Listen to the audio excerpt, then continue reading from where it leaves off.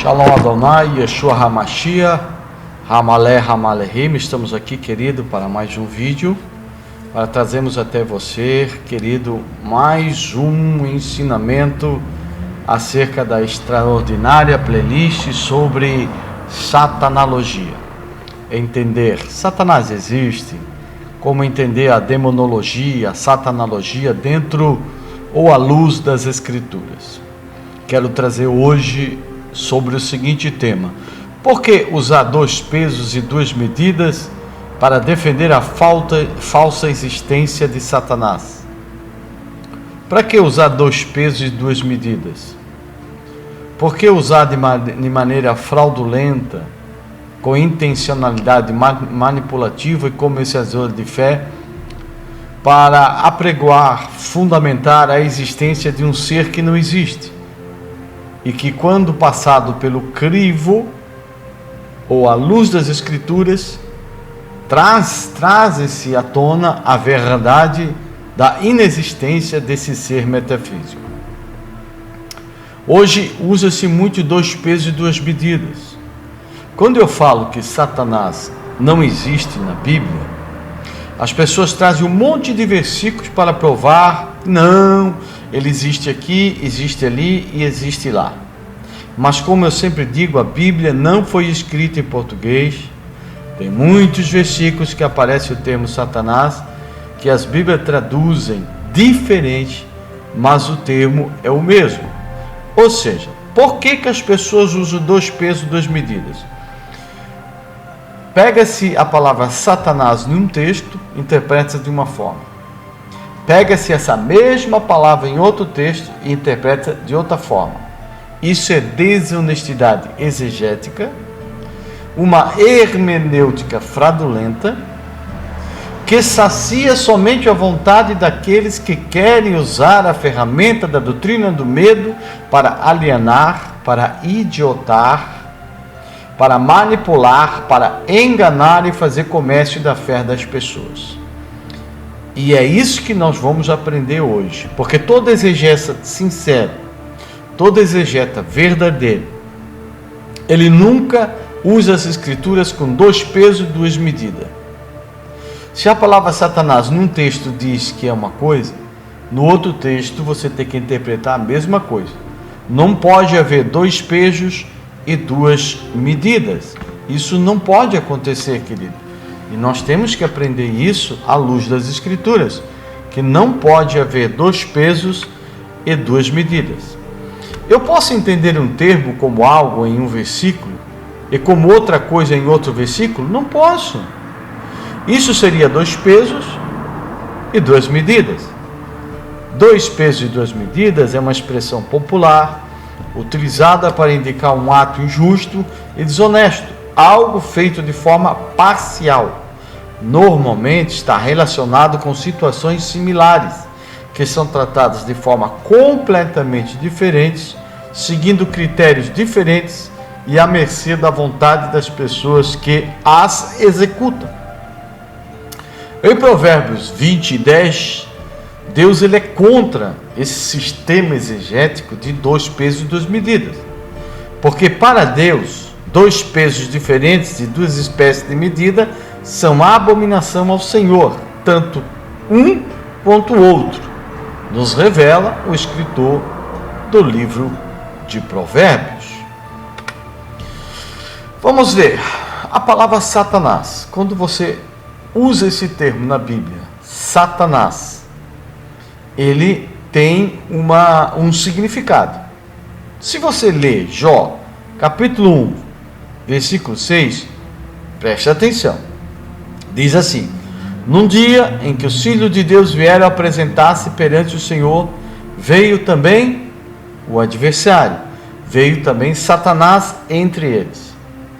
Se aqui, nesse caso, Satanás é um ser espiritual, metafísico, um ser abstrato, então, quando eu encontrar esse termo em outro lugar na Bíblia, eu tenho que traduzir como um ser espiritual, correto? Senão eu estou aplicando dois pesos e duas medidas, ou fazendo uma interpretação particular minha. que é contra o que diz a Escritura. Eu não posso ir além do que está escrito e não posso fazer nenhuma interpretação de minha particularidade. É isso que a Bíblia me ensina. Quando nós lemos, querido, Números, né, nós vemos que lá em Números está escrito assim, tá? Se não me falha a memória, 14, né? Diz assim: então o anjo do Senhor disse: por que já 3 vezes espancasse tua jumenta, né? Eis que eu saí para ser teu adversário, porquanto o teu caminho é perverso diante de mim. Então aqui o anjo do Senhor é um ser metafísico e é Satanás.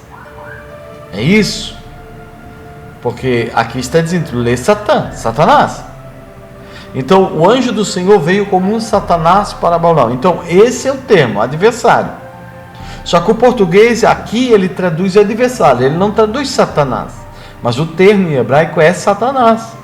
Então quando convém é Satanás, quando não convém não. Isso é manipulação, isso é desonestidade exegética, a qual você até hoje acreditou está sendo iludibriado, enganado, idiotado, induzido a acreditar num ser mitológico que não existe.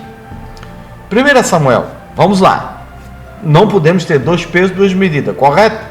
Você aceita isso? Então, se você aceita, vamos agora então para 1 Samuel capítulo 29, verso 4, que diz assim: porém, os príncipes dos filisteus muito se indignaram contra ele e disseram-lhe os príncipes dos filisteus: faze voltar este homem. Que homem? Davi, que havia se aliado ao rei Aquis, que era o rei dos filisteus, para que torne ao lugar em que tu o puseste, e não desça conosco a batalha, para que não se torne nosso Satanás, um adversário, na batalha. Pois, com que poderia este agradar ao seu Senhor? Porventura não seria como as cabeças destes homens? Agora lhe pergunto, o termo aqui é Satanás. Agora, Davi é um ser metafísico? Davi é um ser chifrudo que comanda um monte de demônios e comanda um reino de trevas que combate, que peleja e que mede força com Deus? Isso é absurdo. Não é. Ele é simplesmente um homem. Por quê? Porque a palavra Satanás significa adversário. Ainda nós vemos, querido, uma outra passagem que diz que Davi, ele diz assim: porém Davi disse, que tenho eu convosco filho de Zeruia, para que hoje me sejais adversário. Morreria alguém hoje em Israel? Porventura não sei que hoje fui feito rei sobre Israel? Agora te pergunto, aqui está falando, para que hoje me sejais Satanás? Então agora o filho de Zeruia, né? O pai de Satanás é Zeruia. Então agora nós descobrimos que o pai de Satanás é Zeruia. Aqui, querido, Zeruia, o filho de Zeruia, é um Satanás?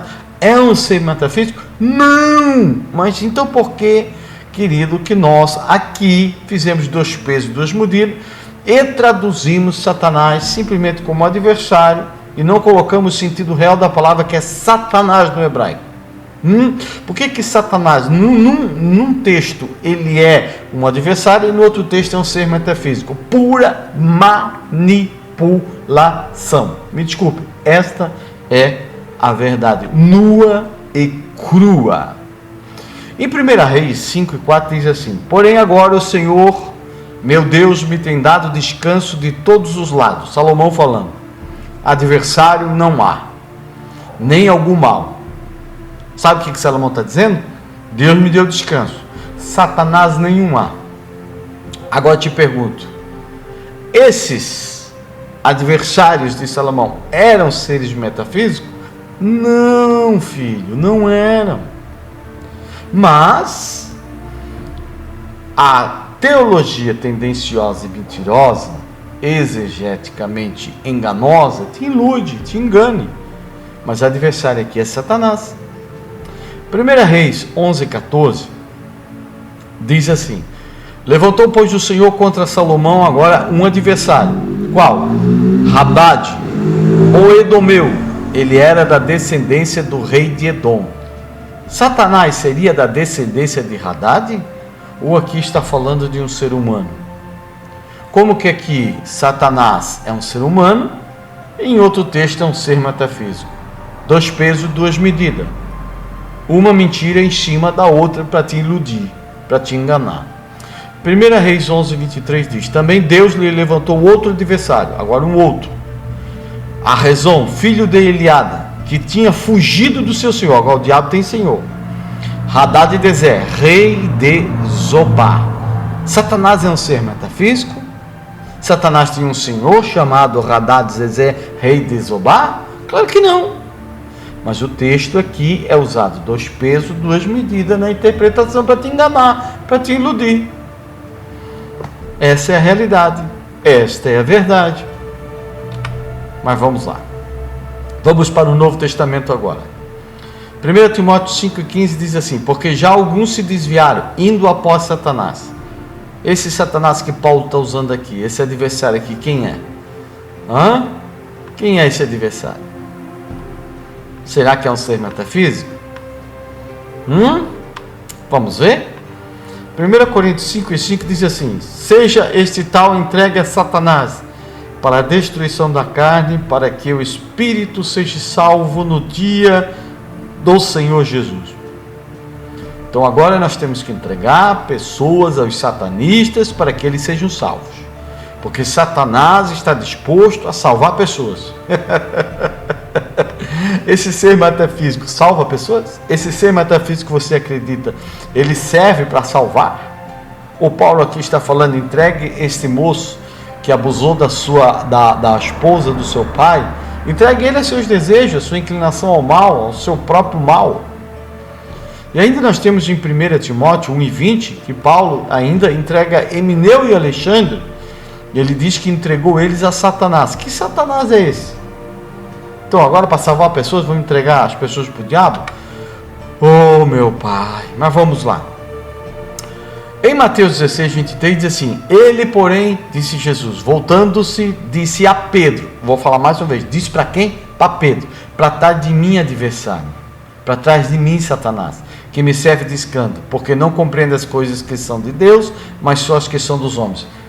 Aqui, esse ser metafísico estava possessando Pedro? Ou esse adversário era o próprio Pedro?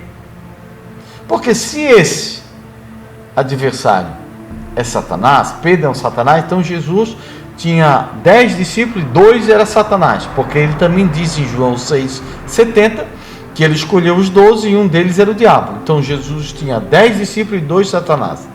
É isso? É realmente isso que você crê? Que Jesus tinha 2 seres metafísicos, 2 discípulos metafísicos, um Pedro, um Satanás era Pedro, o outro Satanás era Judas? Ou isso está falando, querido, de que Pedro estava se opondo à missão de Jesus e que um diabo que seria, querido, a Judas, é porque Judas seria um traidor. Judas se renderia aos seus próprios desejos, sua própria carnalidade, sua própria etc. Vamos ver outras passagens. Em 2 Coríntios 11, 14, se você lê um versículo, como muitos fazem, sem o contexto, dá um entendimento, à luz do contexto da outra. Se eu ler 2 Coríntios 11, 14 dessa forma: e não é maravilha, porque o próprio Satanás se transvulga em anjo de luz. Pronto, para você, não, está aqui, Satanás existe o ser metafísico, esse ser existe, tá, tudo bem. Mas à luz do contexto, Paulo está falando de um ser metafísico? Está falando de um capiroto? Está falando de um ser que tem um exército de demônios para pelejar contra Deus? É isso que você entende? É isso que você compreende? Vamos ver esses versículos à luz do contexto? 2 Coríntios 11, 13 e 15, que diz assim: porque tais falsos apóstolos são obreiros fraudulentos. Quem são os falsos apóstolos e obreiros fraudulentos? Os apóstolos falsos que estavam adentrando a igreja e que Paulo revela que eles são falsos apóstolos. E estes se transfiguram em apóstolos de Cristo. E isso não é maravilha, porque o próprio adversário, Satanás, se transfigura de anjo de luz. Não é muito, pois, os que seus ministros se transfiguram em ministros da justiça. Quem era o Satanás aqui que se transformava em anjo de luz? Os falsos apóstolos e os seus ministros, nada mais. Não está falando de um ser metafísico. Não está. Vamos para frente.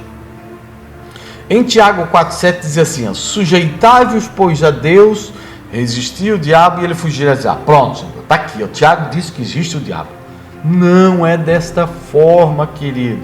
Porque se nós formos olhar para o contexto, Tiago 4, com o versículo de número 6, você vai ver o seguinte, tá? No capítulo 4, verso 7, diz assim. Agora, se você olhar à luz do contexto, diz assim, pegar o versículo inteiro. Antes, ele dá maior graça, portanto diz, Deus resiste ao soberbo, mas dá sua graça aos humildes. Sujeitai, pois, a Deus e resistir o adversário, e ele fugirá de vós. Qual é o adversário aqui à luz do contexto? Os soberbos. E ainda no capítulo 4, verso 1, diz assim, de onde vêm as guerras e as contendas que há entre vós? Vem de Satanás? Não! Vem das paixões que guerreiam dentro de vocês. A batalha não é de fora para dentro, a batalha é de dentro que resplandece para fora. Ou seja, todo o contexto de Tiago está falando, querido, da nossa etserrará, do nosso desejo, da nossa concupiscências, e não de um ser metafísico. Colocar um ser metafísico dentro desses textos é assassinato exegético. É você gostar, você ter êxtases na mentira e no engano. Hebreus, capítulo 2, verso 14, que muitas pessoas ainda não entendem e leem, mas se finge que não estão entendendo e compreendendo, diz assim: e visto como os filhos participam da carne e do sangue, também ele participou das mesmas coisas, para que pela morte aniquilasse o que tinha o império da morte, isto é, o diabo. Então o diabo foi aniquilado? Se o diabo foi aniquilado, ele não existe mais. Se ele não existe mais, quem é o ser metafísico que você acredita que está aí hoje nas igrejas? Quem é? Me responda, quem é? O texto está dizendo que ele foi aniquilado.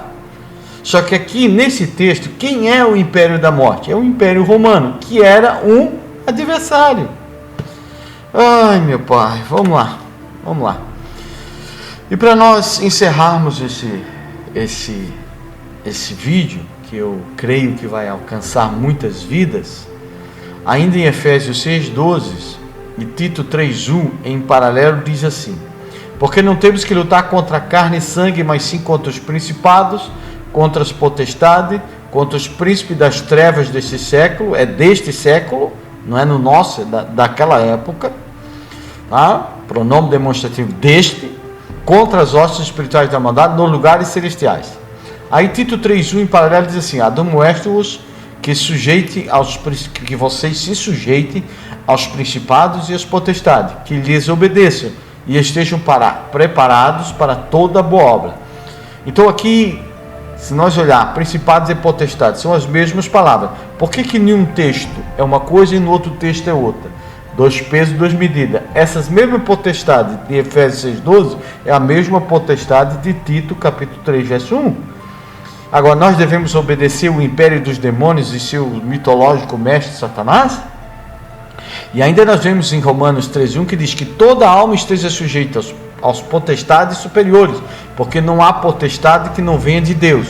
E as potestades que há foram ordenadas por Deus. Então, quem ordenou as potestades, os principados? Foi Deus ou foi Satanás? Você não diz que aqui em Efésios nós temos que estar preparados para lutar contra os demônios, os hostes espirituais da maldade, e você coloca tudo isso no campo espiritual? Isso não existe, camarada. Colossenses 2,10 ainda diz: e estáis perfeitos nele, que é o cabeça de todos os principados e potestades. Agora te pergunto, Jesus é o cabeça de todo o império das trevas? É isso? Ou você precisa interpretar de forma correta que principado, potestade, príncipe está falando de todo o Império Romano e seu sistema governamental? E Paulo fala que a gente tem que obedecer às autoridades, os principados, as potestades. Transformar isso em seres espirituais é loucura exegética, loucura. Isso é se render ao sentido influenciador do platonismo grego. Essa é a realidade. Acredite se você quiser. Posso até estar errado, mas eu acho que não. Eu acho que dentro de uma exegese correta, de uma exegese racional, de uma exegese sem loucura, querido, que não tem 2 pesos, 2 medidas, mas interpreta a Escritura respeitando e não congelando o sentido das palavras, eu creio que eu estou certo. E eu quero repetir o que Provérbios 20, verso 10 diz: 2 pesos diferentes e 2 espécies de medidas são uma abominação ao Senhor, tanto uma como outra. Então, você que é um exegeta, você que tem, querido, é um teólogo, você que estuda exegese, não faça isso. Não interprete a Bíblia com 2 pesos e 2 medidas para se adequar à fé e crença. Absorva da Bíblia o que a Bíblia ensina e não insira na Bíblia o que a Bíblia não ensina. Shalom Adonai. Se gostou do vídeo, deixe o joinha. Professor Gerson, Evangelho Genuíno, aqui a seu serviço. Shalom Adonai, Yeshua HaMashiach, Hamaleh, Hamalehim.